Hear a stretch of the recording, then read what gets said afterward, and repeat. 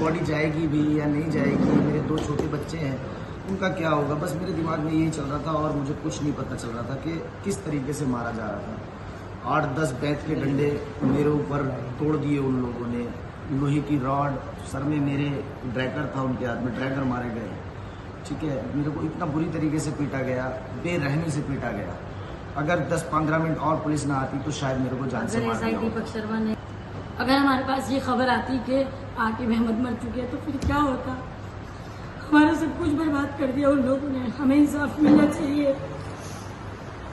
ये बहुत गलत करा है उन्होंने, और योगी आदित्यनाथ जी के पास भी मैसेज जाना चाहिए। अगर ऐसे ही होता रहा तो ऐसे कैसे चलेगा ये बताओ आप। हमारे तो पैसे भी मार लिए, हमारा कोई सहारा नहीं है इनके अलावा। अगर ये भी मर जाते तो क्या होता है बताओ। एक शब्जाद नाम का आदमी, उसने हमारे जमीन के पैसे खा लिए। इंसाफ मिलेगा या नहीं, योगी जी से बुलडोजर चलेगा या नहीं, बस ये पूछना चाहती हूँ मैं। इसके अलावा मुझे कुछ नहीं कहना। ठीक है, धन्यवाद। मीडिया बंधुओं का बहुत बहुत शुक्रिया कि आप सब हमारी इस प्रेस वार्ता को कवर करने के लिए यहाँ पर उपस्थित हैं। आज का जो हमारा इस प्रेस कॉन्फ्रेंस में आना हुआ है, इसका मकसद ये है कि हिंदुस्तान में बढ़ती हुई अराजकता, खास करके आस्था के नाम पर एक विशेष समुदाय का नाम सुनकर उसको निशाना बनाना, ये बहुत ही दुख देने वाली घटना है। 20 तारीख की रात को जिनका नाम आकिब है और जो हमारे बीच में अभी बैठे हुए हैं, जो कि पीड़ित है, वो मुजफ्फरनगर पहुंचते हैं देहरादून से। वहाँ पर उनकी गाड़ी के आगे, जो कि उनका कहना है कि एक बाइक चल रही थी, उस बाइक का किसी कावड़ से वो टच हुई या नहीं हुई, ये अभी जांच का मामला है। परंतु उसके बाद कुछ लोग जो वहाँ पर कावड़ यात्रा पर जा रहे थे, उन्होंने ये आरोप लगाया कि उनका गंगाजल खंडित हुआ है। परंतु एक वीडियो वायरल हुई है जिसमें सीओ साहब का ये कहना है कि किसी तरह का कोई भी गंगाजल खंडित नहीं हुआ है। ये आरोप लगाते हुए वहाँ पर आप एक वीडियो जो वायरल है उसमें देख सकते हैं कि 40 से 50 लोग बहुत बुरी तरह से जिन्होंने आकिब के ऊपर हमला किया। मैं ये कहूँगा कि ये एक लिंचिंग थी, ये एक हत्या करने के इरादे से उन्होंने हमला किया, जिसमें इनकी कार को क्षतिग्रस्त किया गया।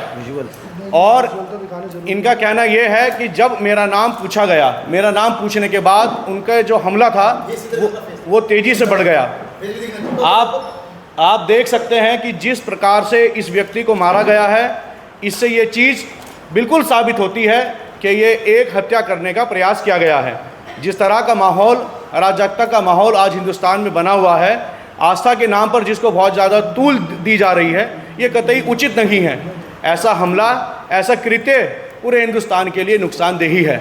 अगर ऐसे हमले होते रहेंगे, ये कानून की हत्या होगी, ये संविधान की हत्या होगी, क्योंकि माइनॉरिटी की जिम्मेदारी, या मैं ये कहूँ कि हिंदुस्तान के हर एक नागरिक की जिम्मेदारी सरकार की है। लेकिन वहाँ पर मौजूद जो पुलिस थी, हम उनका दिल से धन्यवाद करना चाहेंगे कि उन्होंने इंसानियत देखते हुए जिस तरीके से इनको बचाने का कार्य किया है, हम उस पुलिस वालों के, तमाम उस टीम के शुक्रगुजार हैं जिन्होंने इनकी जान बचाई। अब मामला आया है धाराओं का। इस मामले में जितनी भी धाराएं लिखी हुई हैं वो कोई ऐसा संगीन अपराध की नहीं है।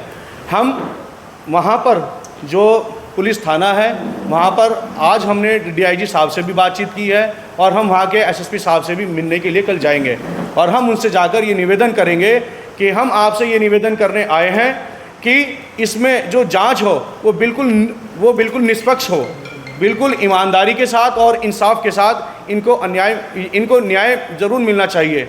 हम चाहते हैं कि जो भी इसमें कानूनी उचित धाराएं बैठती हैं उसके हिसाब से इनको न्याय मिले।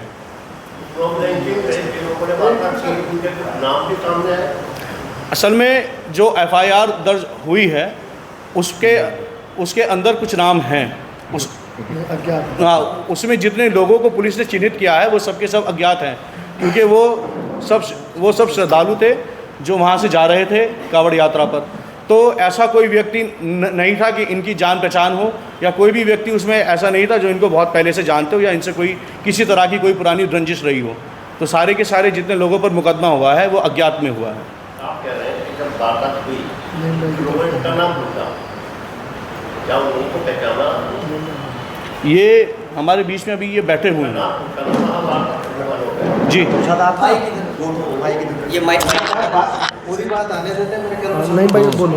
जो सवाल भी ले लेंगे बिल्कुल बिल्कुल ये भी अपनी बात बयां करते हैं। तमाम अखबारात से दीगर वेब पोर्टल से आए हुए जितने सहाफ़ी हजरात हैं उन सब का मैं इस्तकबाल करता हूँ और दिल से शुक्रिया अदा करता हूँ कि अपना कीमती वक्त निकाल कर वो हमारी बात सुनने यहाँ आए। इससे ये पता चला है कि हिंदुस्तान में इंसानियत अभी ज़िंदा है, इंसानियत अभी मरी नहीं है और इंसान यहाँ इंसान का भाई आज भी माना जाता है। लेकिन कुछ फैसिस्ट फोर्सेस के ज़रिए से हिंदुस्तान के कॉम्पोजिट कल्चर को तोड़ने की बार बार कोशिश की जा रही है। ये एतक़ाद के नाम पर, ये श्रद्धा के नाम पर जो गुंडागर्दी चल रही है, ये कब तक इस मुल्क में चलती रहेगी और कब तक एक मखसूस कौम इसको बर्दाश्त करेगी। मुझे ऐसा लगता है कि इस गुंडागर्दी को रोकने का, इस नफ़रत को रोकने की ज़िम्मेदारी सिर्फ हुकूमत की नहीं है, इस नफ़रत को रोकने की ज़िम्मेदारी हम सब की है। और जैसा कि हम सब कहते हैं कि लोकतंत्र का चौथा सुतून प्रेस है या मीडिया है, तो आप हजरात अगर इन ऐसी ख़बरों को चलाएंगे ताकि ये उन लोगों तक पहुँचें जिनके ज़रिए से नफ़रत फैल रही है, मुझे ऐसा महसूस होता है ये नफ़रत रुकेगी।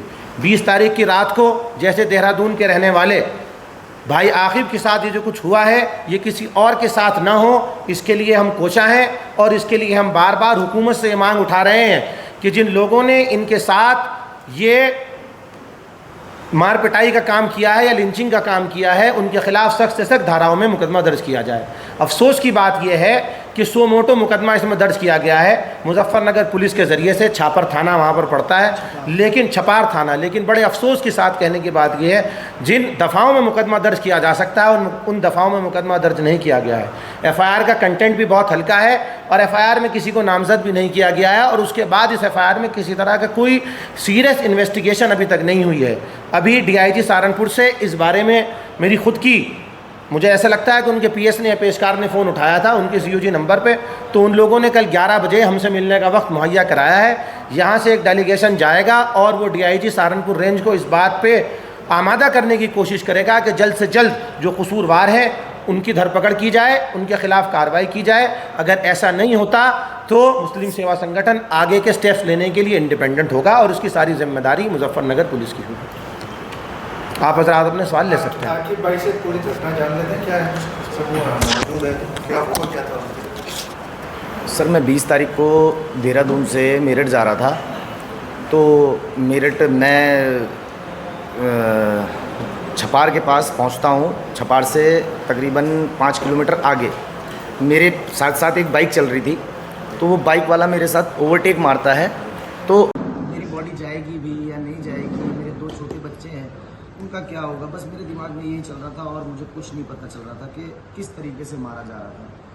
8-10 बैत के डंडे मेरे ऊपर तोड़ दिए उन लोगों ने, लोहे की रॉड, सर में मेरे ड्रैगर था, उनके हाथ में ड्रैगर मारे गए। ठीक है, मेरे को इतना बुरी तरीके से पीटा गया, बेरहमी से पीटा गया। अगर 10-15 मिनट और पुलिस ना आती तो शायद मेरे को जान से मार दिया होता। दीपक शर्मा नहीं आते ना वहाँ तो वो मार देते। अब क्या चाहते हैं? मैं क्या चाहता हूँ, मेरे 2 छोटे छोटे बच्चे हैं, मेरी वाइफ है, मैं घर में अकेला हूँ कमाने वाला, और जो मेरा रोज़गारी ख़त्म हो गया, सब कुछ, मेरी गाड़ी बिल्कुल डैमेज कर दी है, ऐसी कर दी है कि मैं उसको ठीक भी नहीं करा सकता हूँ, बिल्कुल चूरा चूरा कर दी है, मेरा तो बिल्कुल सब कुछ ख़त्म हो गया। ये सब मुसलमानों के साथ ही क्यों होता है? एक मिनट, ये माइक में दे दो, ID थोड़ा सा इस तरफ कर। माइक दे दो।